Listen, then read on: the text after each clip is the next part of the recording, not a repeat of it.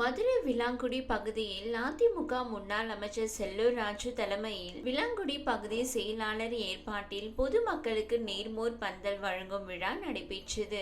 தொடர்ந்து நிகழ்ச்சியில் பங்கேற்று திறந்து வைத்த முன்னாள் அமைச்சர் செல்லூர் ராஜு செய்தியாளர்களை சந்தித்தார். அப்போது செய்தியாளர்களிடம் கூறுகையில், மதுரை விளாங்குடி பகுதியில் ஏற்கனவே காவல்துறையிடம் அனுமதி கோரி விண்ணப்பித்து பொதுமக்களுக்காக நீர்மோர் பந்தல் திறந்து வைத்தோம். திறந்து வைத்த 2 நாட்களில் தமிழக எங்குமே இல்லாத அளவில் கூடல்புதூர் காவல்துறையினர் நீர்மோர் பந்தலை அகற்றினர். கஞ்சா மற்றும் போதைப் பொருட்களை எளிதாக விற்கலாம், ஆனால் மக்களுக்கு நீர்மோர் கொடுக்க கூடாது. இச்சம்பவம் குறித்து மாநகர ஆட்சி ஆணையாளரிடம் கேட்டதற்கு, மதுரையில் அதிமுக சார்பில் மாநகர் பகுதிகளில் நீர்மோர் பந்தல் திறப்பதற்கு நாங்கள் தடை விதிக்கவில்லை, ஆனால் விளாங்குடி பகுதியில் நீர்மோர் பந்தல் வழங்கக்கூடாது என தடை விதித்த அதிகாரிகள் மீது தக்க நடவடிக்கை எடுக்கிறோம் என்று கூறி மண்டல ஆணையாளர் கேட்டதற்கு, இங்கு உள்ள ஆளுங்கட்சியினர் தலையீடு அதிகம் இருப்பதாக கூறியதாகவும் முன்னாள் அமைச்சர் கூறினார். தொடர்ந்து இது போன்ற அராஜகத்தில் ஈடுபட்ட கட்சியின் பெயரை குறிப்பிட விரும்பவில்லை. திமுக என்றால் சகிப்புத்தன்மை இருக்கும், ஆனால் விளாங்குடி பகுதியில் இருப்பவர்கள் கைகூலிகள், அமைச்சர் மூர்த்தியின் பினாமிகள், பணத்தை பாக்கெட்டில் போட்டுக்கொண்டு அராஜகம் செய்வது, காவல்துறையையும் மாநகராட்சி அதிகாரிகளையும் மிரட்டுவதும் தொடர்கதையாக உள்ளது. மக்களுக்கு நல்லது செய்ய நினைக்கும் நபர்களை தடுக்கும் எவனாக இருந்தாலும் சரி, காவல்துறையாக இருந்தாலும் அரசியல்வாதியாக இருந்தாலும் எவனுக்கும் மரியாதை கிடையாது. மக்களுக்கு நல்லது செய்வதை தடுக்க நினைப்பவர் எந்த முறையில் வந்தாலும் அவனை வேறறுப்போம், அவனுக்கு மரியாதை கிடையாது. திமுகவில் எத்தனை அமைச்சரவை மாற்றினாலும் இந்த ஆட்சி நீடிக்க போவதில்லை.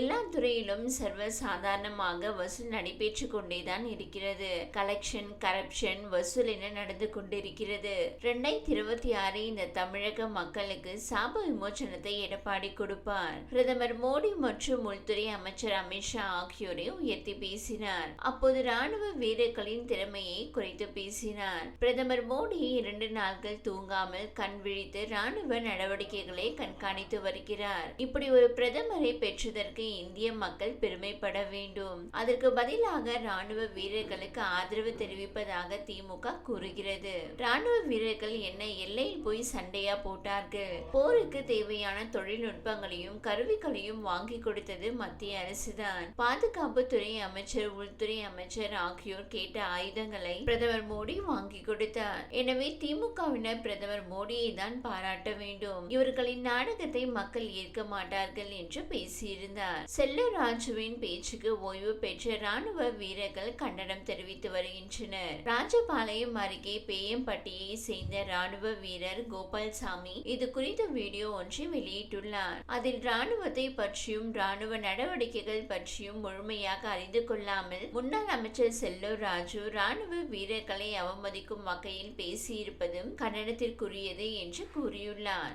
மேலும் முன்னாள் முதல்வர் எடப்பாடி பழனிசாமி செல்லூர் ராஜுவை கண்டிக்காத பட்சத்தில் மதுரையில் உள்ள அவரது வீட்டில் முன்னாள் ராணுவ வீரர்கள் அனைவரும் இணைந்து போராட்டத்தில் ஈடுபட உள்ளோம் என்று கோபால்சாமி எச்சரித்துள்ளார். இந்நிலையில் தேசத்தை காக்கும் ராணுவ வீரர்களை முன்னாள் அமைச்சர் செல்லூர் ராஜு அவமதிப்பதாக அமைச்சர் மனோ தங்கராஜ் குற்றம் சாட்டியுள்ளார். இது குறித்து சமூக வலைதள பக்கத்தில் பதிவிட்டுள்ள கருத்தில், தேசத்தை காக்கும் ராணுவ வீரர்களை அவமதிக்கும் இது போன்ற அவதூறான கருத்துக்களுக்கு அதிமுக பகிரங்க மன்னிப்பு கோர வேண்டும் என்றும் வலியுறுத்தியுள்ளார். இப்போதைய சூழலில் கர சேவைக்கு சென்றது போல் பாஜகவும் அதிமுகவும் கம்புதடி எடுத்துக்கொண்டு பாகிஸ்தானுக்கு போய் போரிடுவதுதான் சரியாக இருக்கும் என செல்லூர் ராஜு நினைக்கிறாரா என்றும் அமைச்சர் மனோ தங்கராஜ் கேள்வி எழுப்பியுள்ளார். இந்த வீடியோ உங்களுக்கு பிடித்திருந்தால் லைக் செய்யுங்க. மேலும் இதுபோல் வீடியோ தொடர்ந்து பார்க்க நம்ம ஒரு சேனலை சப்ஸ்கிரைப் மற்றும் ஃபாலோ செய்யுங்க.